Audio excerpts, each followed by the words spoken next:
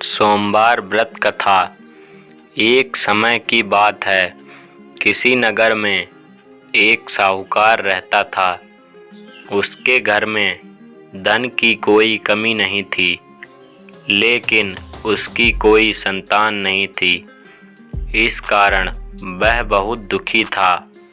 पुत्र प्राप्ति के लिए वह प्रत्येक सोमवार व्रत रखता था और पूरी श्रद्धा के साथ शिव मंदिर जाकर भगवान शिव और पार्वती जी की पूजा करता था।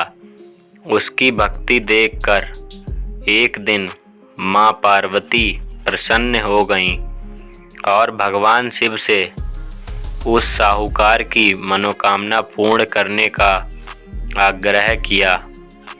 पार्वती जी की इच्छा सुनकर भगवान शिव ने कहा कि हे पार्वती, इस संसार में हर प्राणी को उसके कर्मों का फल मिलता है और जिसके भाग्य में जो होगा उसे भोगना ही पड़ता है। लेकिन पार्वती जी ने साहूकार की भक्ति का मान रखने के लिए उसकी मनोकामना पूर्ण करने की इच्छा जताई।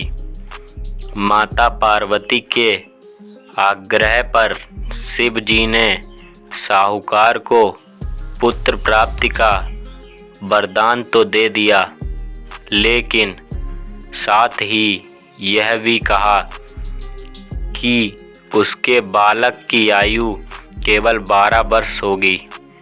माता पार्वती और भगवान शिव की बातचीत को साहूकार सुन रहा था। उसे ना तो इस बात की खुशी थी और ना ही दुख। वह पहले की भांति शिव जी की पूजा करता रहा।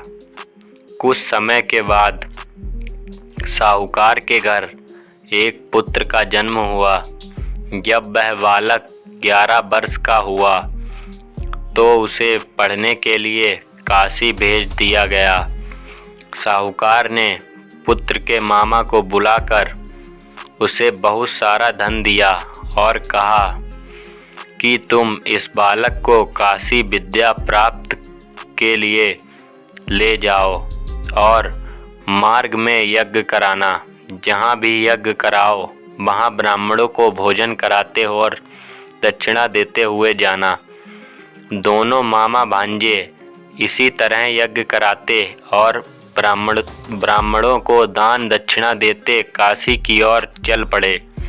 रात में एक नगर पड़ा जहाँ नगर के राजा की कन्या का विवाह था, लेकिन जिस राजकुमार से उसका विवाह होने वाला था वह एक आँख से काना था। राजकुमार के पिता ने अपने पुत्र के काना होने की बात को छुपाने के लिए एक चाल सोची। साहूकार के पुत्र को देखकर उसके मन में एक विचार आया।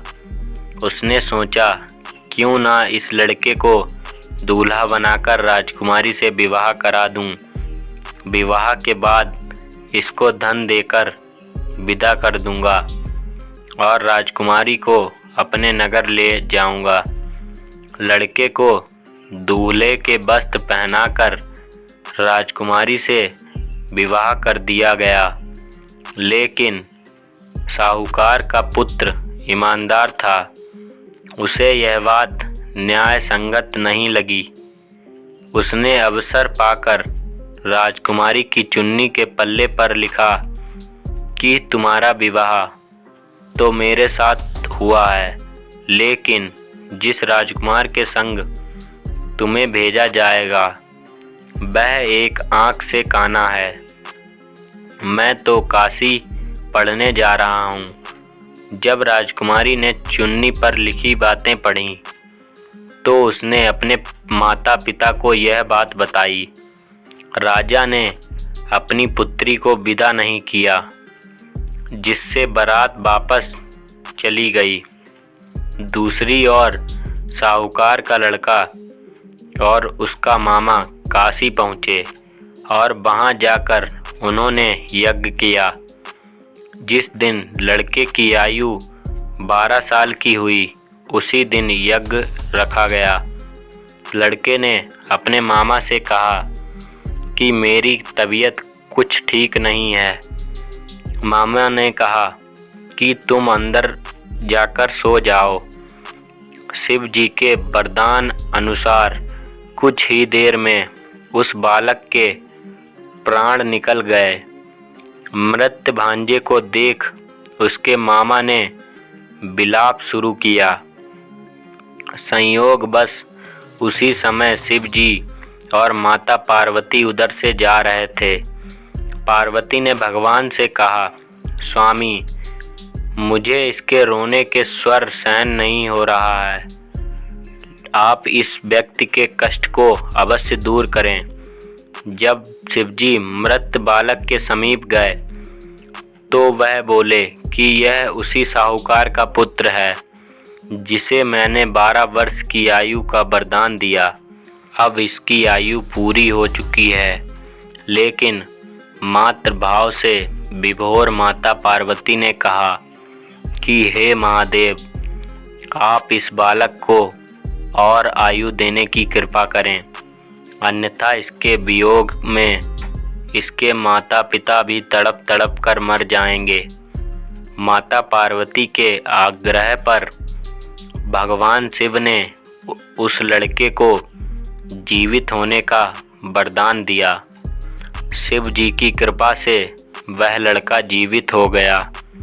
शिक्षा समाप्त करके लड़का मामा के साथ अपने नगर की ओर चल दिया।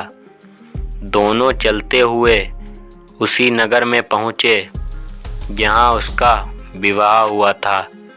उस नगर में भी उन्होंने यज्ञ का आयोजन किया। उस लड़के के ससुर ने उसे पहचान लिया और महल में ले जाकर उसकी खातिरदारी की और अपनी पुत्री को विदा किया। इधर साहूकार और उसकी पत्नी भूखे प्यासे रहकर बेटे की प्रतीक्षा कर रहे थे। उन्होंने प्रण कर रखा था कि यदि उन्हें अपने बेटे की मृत्यु का समाचार मिला तो वह भी प्राण त्याग देंगे। परंतु अपने बेटे के जीवित होने का समाचार पाकर वह बेहद प्रसन्न हुए। उसी रात भगवान शिव ने व्यापारी के स्वप्न में आकर कहा, हे श्रेष्ठी, मैंने तेरे सोमवार के व्रत करने और व्रत कथा सुनने से प्रसन्न होकर तेरे पुत्र को लंबी आयु प्रदान की है। इसी प्रकार जो कोई सोमवार व्रत करता है या कथा सुनता है और पढ़ता है, उसके सभी दुख दूर होते हैं और समस्त मनोकामनाएं पूर्ण होती हैं। बोलो शंकर भगवान की जय।